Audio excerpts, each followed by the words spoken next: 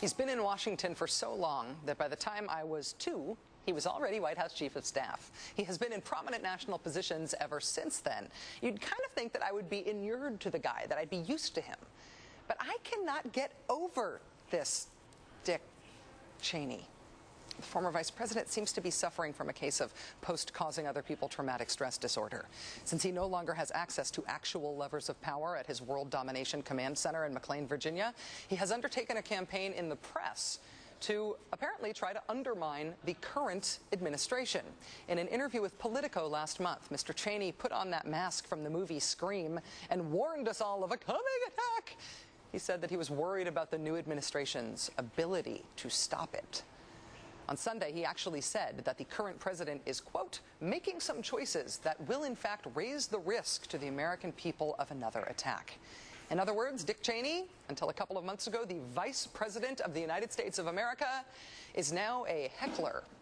The former chief of staff to Colin Powell, Colonel Lawrence Wilkerson, has just written an article for the Washington Note in which he called the former vice president's Politico interview, quote, almost mystifying in its twisted logic and terrifying in its fear-mongering.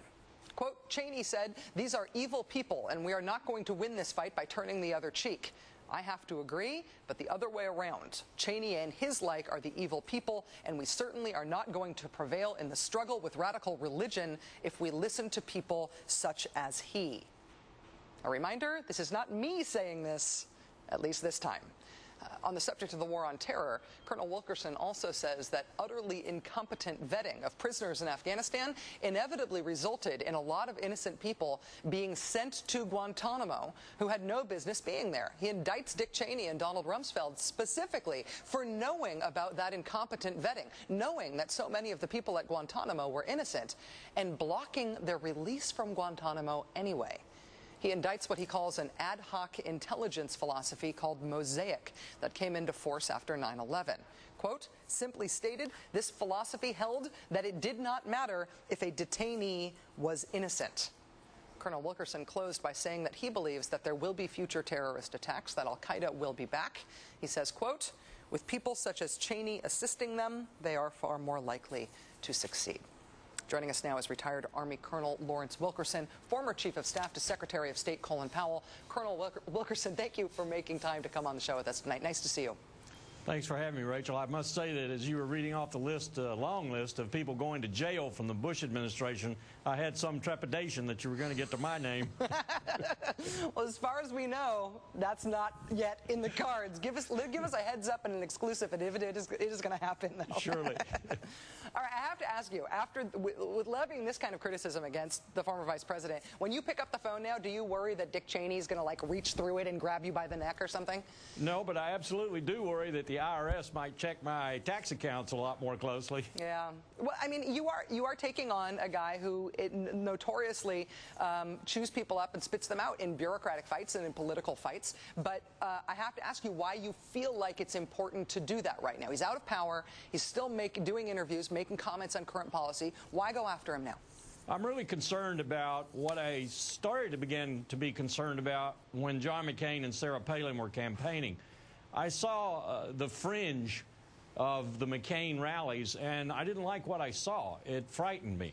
And I think people like Rush Limbaugh and now Dick Cheney, former vice president, as you've pointed out and as everyone knows, are doing some of that fear-mongering too. This is not good. There are some crazy people in this country. There are Unabombers. There are Lee Harvey Oswalds. There are Sirhan Sirhans. And these are the kind of people that listen to this kind of fear-mongering, and it's dangerous, and so someone's got to start talking out about it. You're also making some pretty serious allegations related to the war on terror in Guantanamo. You're alleging that keeping innocent people in prison essentially became a matter of policy. How do you know that people like Rumsfeld and Cheney knew that the people at Guantanamo weren't really vetted, that there was a likelihood that a lot of them were innocent when they were calling them the worst of the worst? We knew that at the State Department, so I find it extremely difficult to believe that the people who were in charge, although I have said that they were incompetent, I don't think their incompetence reached the degree that they didn't know what we knew in terms of what was happening at Guantanamo. Secretary Powell and Deputy Secretary Armitage began immediately when people hit the camps in Guantanamo trying to deal with some of the ones that we knew we could probably deal with, like UK citizens, that is to say British citizens, whom Jack Straw, then the foreign minister for the United Kingdom, wanted to be returned. I mean, who would think that the United Kingdom couldn't incarcerate, couldn't interrogate, couldn't control, couldn't deal with people like this who were their citizens, and yet we couldn't even repatriate British citizens. You also say that Cheney and Rumsfeld knew that a 13-year-old boy and a man over the age of 90 were among the people who we had in prison. Have they ever admitted to that? As far as I know, it became public knowledge, and they were eventually released, but no one's ever admitted any culpability for it, nor has anyone been held accountable for it.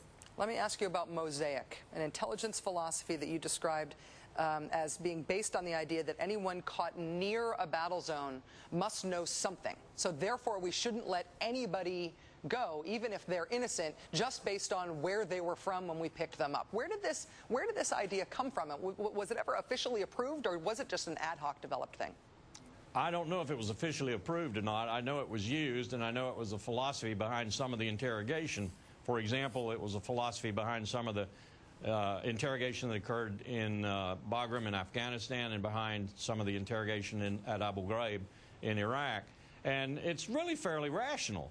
If you really don't have good intelligence, good actionable intelligence, and you really don't have good language capability and interrogation capability, then about the best you can do is vacuum up all that you can and get all the information you can and try to piece together from that information solid information about who might be a terrorist, who might be a Taliban, who might be an insurgent, and so forth. So it makes sense from a I don't know and I need to know basis, but it was so haphazardly run and so not coordinated, so uncoordinated, that I think in Abu Ghraib, for example, we probably had somewhere around 25,000 people incarcerated, and I dare say maybe 500 of them knew anything that was worthwhile. And it meant that the policy of the U.S. government towards detentions was such that being innocent was no claim on actually getting out of prison. That's sort of hard to defend. Absolutely. Colonel Lawrence Wilkerson, former Chief of Staff to Secretary of State Colin Powell, it's always really great to have you on the show. Thank you for taking time tonight. Thank you for having me.